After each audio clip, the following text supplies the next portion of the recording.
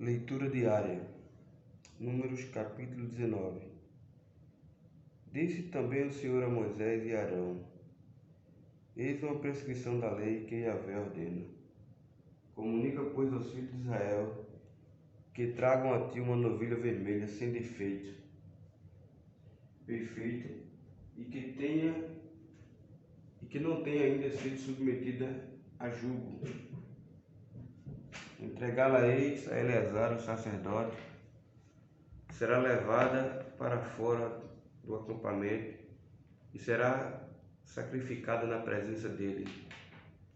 Depois o sacerdote Eleazar tomará com seu dedo um pouco do sangue e o espargirá 7 vezes na direção da entrada da tenda do encontro. Queimar-se-á então a novilha à vista dele, o couro, a carne, o sangue e os excrementos serão queimados. O sacerdote tomará em seguida madeira de cedro, um galho de isopo e lã tingida de vermelho, e os lançará no fogo onde arde a novilha. Lavará então suas vestes e banhará seu corpo com água. Depois disso entrará no acampamento, mas ficará ainda impuro até a tarde. Da mesma maneira, aquele que queimou a novilha lavará suas vestes, banhará seu corpo com água e será considerado impuro até a tarde. Um homem considerado cerimonialmente impuro se encarregará de recolher as cinzas da novilha e as depositará num local puro, fora dos limites do acampamento. Ali as cinzas serão guardadas pelo povo de Israel, a fim de serem usadas na preparação da água lustral que tira a impureza das pessoas. Esta cerimônia serve como sacrifício para tirar pecados. Aquele que tiver recolhido as cinzas da novilha lavará suas vestes e ficará impuro até a tarde, tanto para os filhos de Israel como para o estrangeiro que habita entre eles. Este será um decreto perpétuo. Aquele que tocar em alguma pessoa morta se tornará impuro durante os 7 dias. Portanto, deverá purificar-se com essa água lustral no 3º e no 7º dia. Então será considerado novamente puro. Contudo, se não se purificar no 3º e no 7º dia, não estará livre da impureza que adquiriu. Qualquer pessoa que tocar um cadáver humano e não passar pela cerimônia de purificação, contamina a habitação de Yahvé e será sumariamente banida do meio do povo de Israel, visto que as águas lustrais não foram aspergidas sobre essa pessoa. Sua imundície permanece sobre ela. Esta é a lei que deve ser aplicada quando uma pessoa morre numa das tendas. Quem quer que entre na tenda e quem quer que saia, que aí se encontre, ficará imundo 7 dias. Está igualmente impuro todo recipiente aberto que não tenha sido fechado com uma tampa ou com uma atadura. Todo aquele que estiver no campo e tocar em um ser humano que tenha sido assassinado à espada, ou alguém que tenha sofrido morte natural, ou mesmo num osso humano, ou em uma sepultura, ficará imundo durante 7 dias. Tornar-se-á para a pessoa em situação de impureza cerimonial um pouco das cinzas do holocausto de purificação em um jarro. Em seguida, derramar-se-á água corrente sobre as cinzas no vaso. Em seguida, um homem cerimonialmente purificado pegará um galho de isopo e molhará naquela água e a espargirá sobre a tenda, sobre todos os utensílios e sobre todas as pessoas que ali estiverem, bem como sobre aquela pessoa que houver tocado uma ossada humana, um homem assassinado, qualquer cadáver ou túmulo. Aquele que estiver puro fará aspersão sobre o impuro no 3º e no 7º dia, e no 7º dia o impuro estará livre da imundície do seu pecado. Aquele que estava sendo purificado lavará suas vestes e se banhará com água, e ao pôr do sol daquele dia estará puro. Mas se aquele que estiver imundo não se purificar, será imediatamente banido da congregação, porquanto contaminou de morte o santuário de Yahvé. as águas da purificação não foram aspergidas sobre essa pessoa, e a imundícia permanece sobre ela. Isto será para eles um estatuto perpétuo. Aquele que fizer a aspersão das águas lustrais lavará suas roupas, e aquele que tocou essas águas ficará impuro até a tarde. Tudo aquilo que o impuro tocar ficará imundo também, e a pessoa que o tocar ficará cerimonialmente impura até o pôr do sol. No primeiro mês, toda a congregação de Israel deslocou-se para a terra, para o deserto de Zim, e armou acampamento em Cádiz. Ali Miriam morreu e foi sepultada. Naquele lugar não se encontrava água potável para a comunidade. Por esse motivo o povo se reuniu e começou a reclamar contra Moisés e Arão. Discutiram com Moisés e exclamaram: quem dera tivesse todos perecido quando nossos irmãos tombaram mortos diante de Yahvé.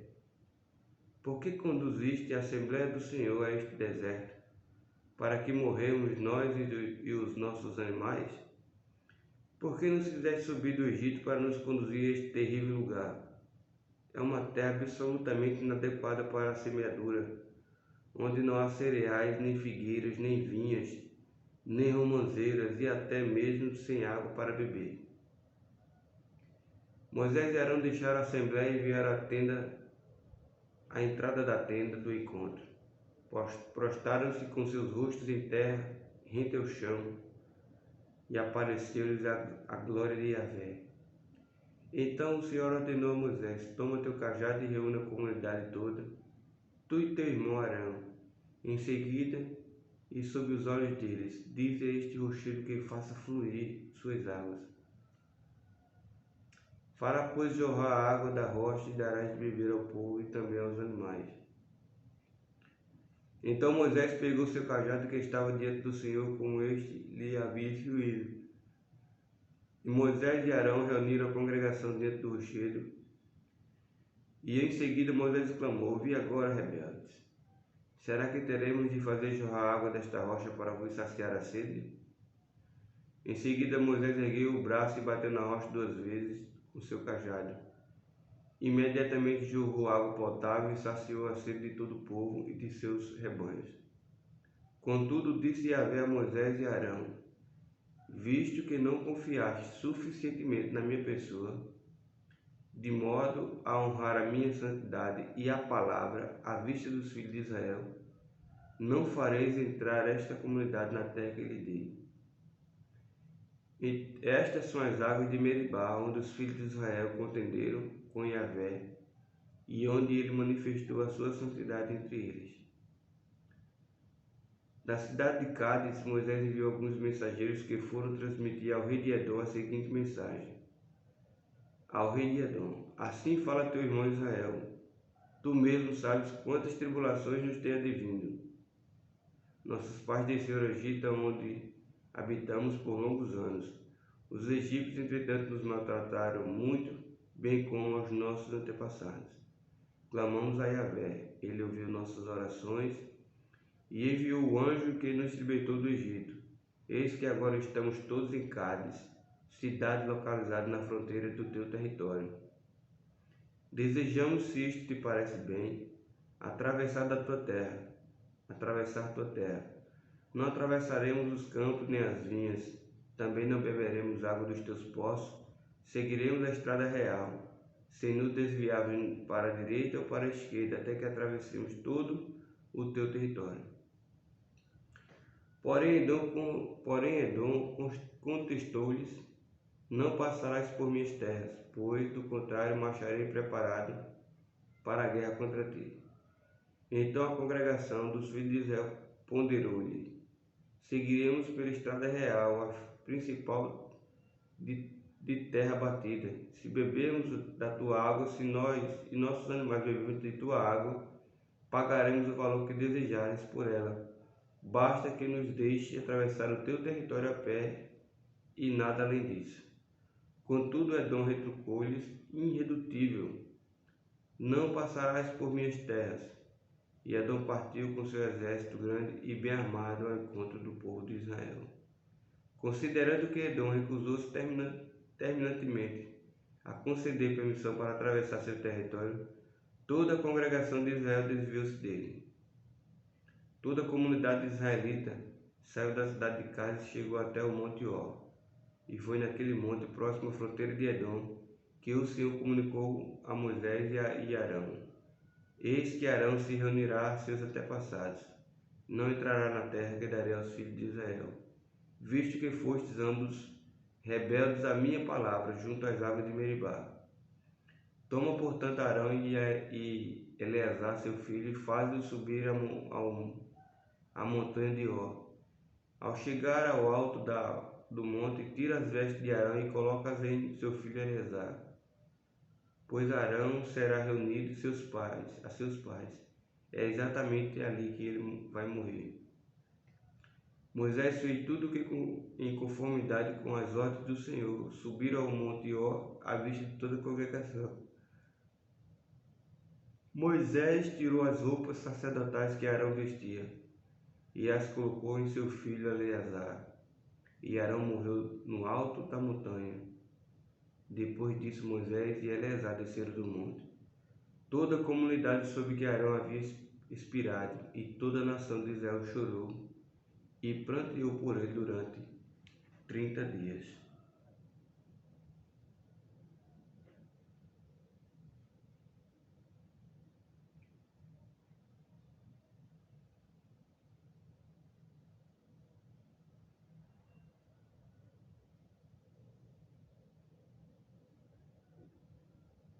Salmo 71.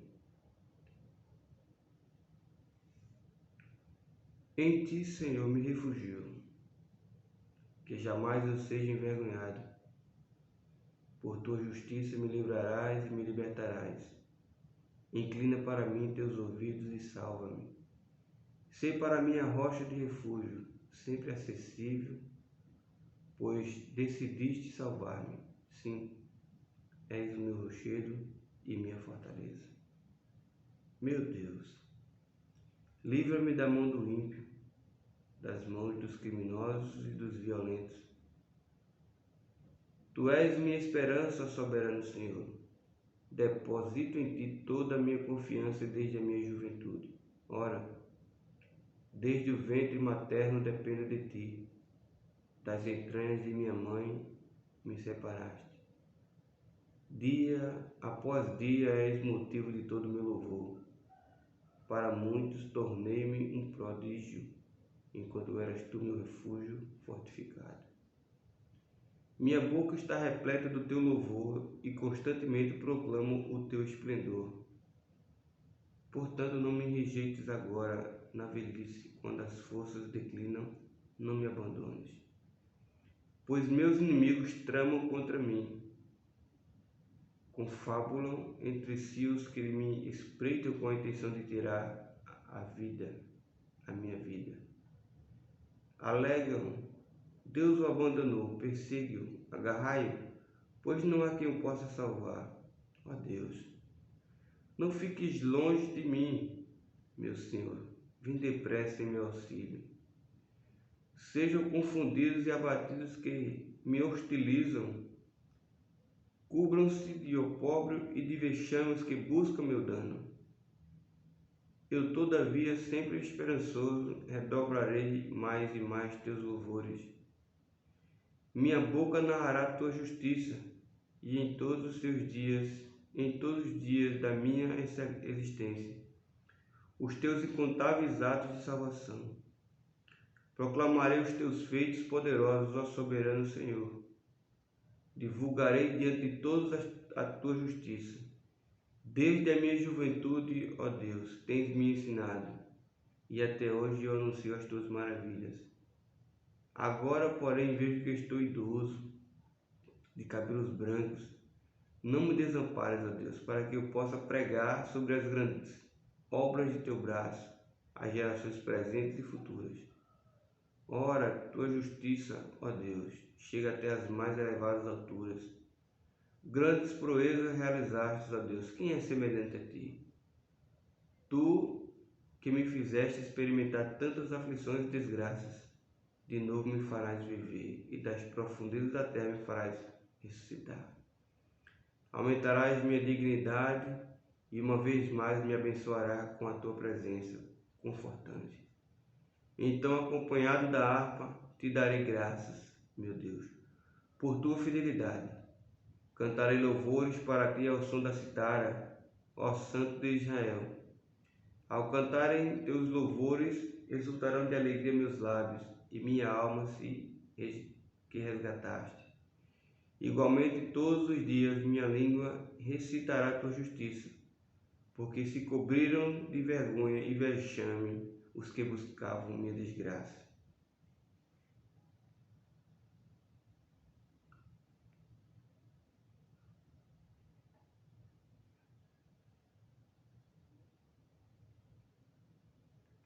João capítulo 12.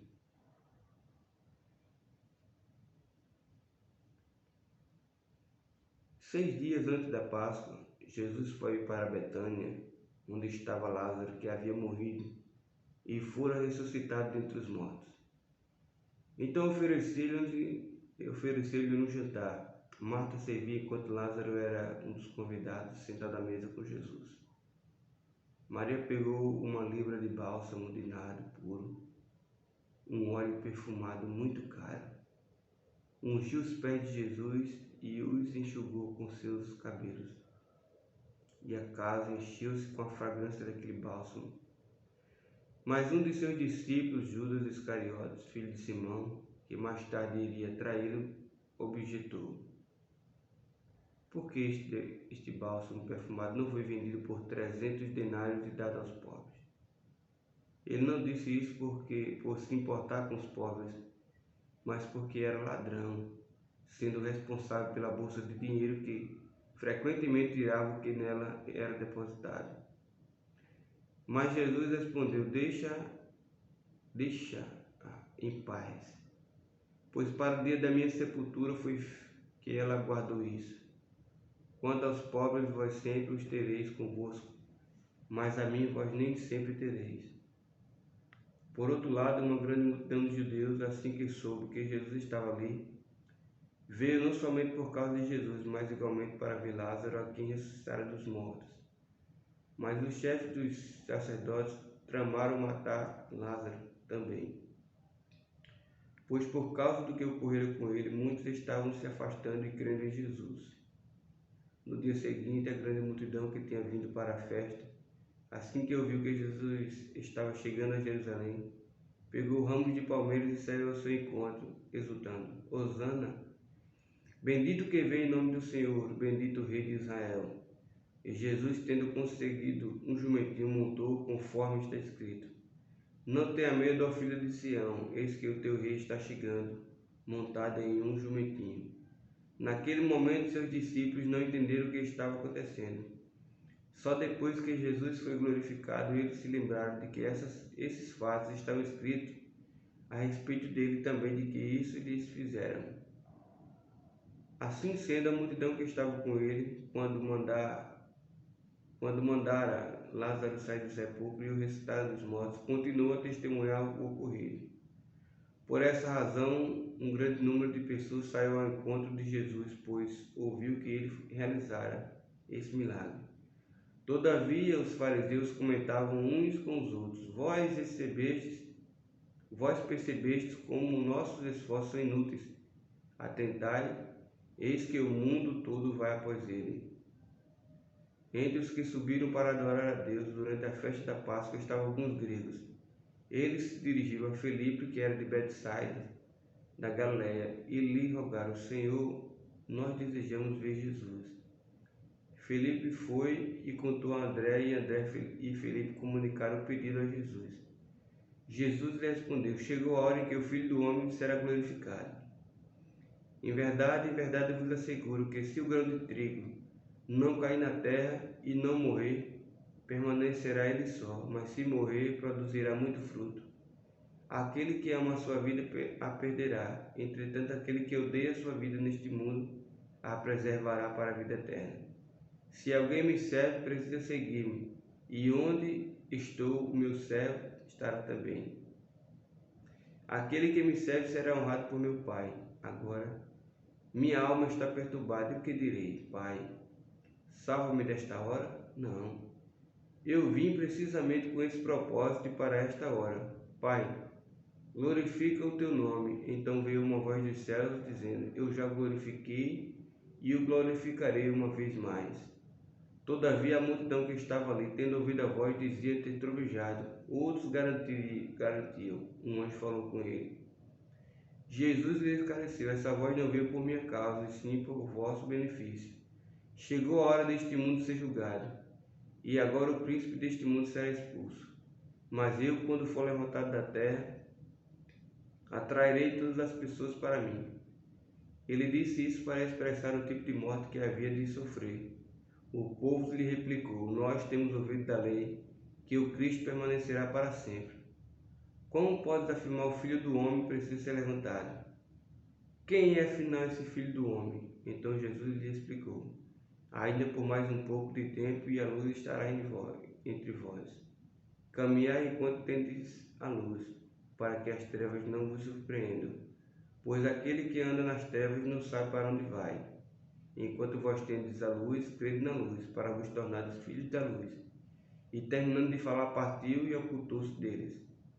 Mas embora tivesse realizado tantos milagres diante deles, não creram em Jesus, para cumprir a palavra do profeta Isaías, que diz: Senhor, quem creu em nossa mensagem? E a quem foi revelado o braço do Senhor? Contudo, não podiam crer, porque, como reafirmou Isaías, cegou-lhe os olhos e endureceu-lhes o coração, para que não vejam com os olhos, nem entendam com o coração, nem se converta e os cure. E disse Isaías, porque vi a glória dele e falou a seu respeito. Apesar disso, muitos dentre as próprias autoridades acreditaram nele, mas devido aos fariseus, não declaravam a sua fé para não serem excluídos da sinagoga, pois amaram mais a honra dos homens do que a glória de Deus. Então Jesus exclamou: Quem acredita em mim? Não crê somente em mim, mas naquele que me enviou. Quem vê a mim, vê aquele que me enviou. Eu vim como luz para o mundo, a fim de que todo aquele que crê em mim não permaneça nas trevas. Se alguém ouvir as minhas palavras e não obedecer a elas, eu não o julgo, porque eu não vim para julgar o mundo, mas sim para salvá-lo. Aquele que me rejeita e não conhece as minhas palavras, tem quem o julgue. A palavra que proclamei, essa o julgará no último dia. Pois eu não tenho falado por mim mesmo, mas o Pai que me enviou. Esse me deu ordens sobre o que eu deveria dizer e o que proclamar. Eu sei que o seu mandamento é a vida eterna. Sendo assim, tudo que eu falo como o Pai me mandou dizer, assim falo. Graças a Deus.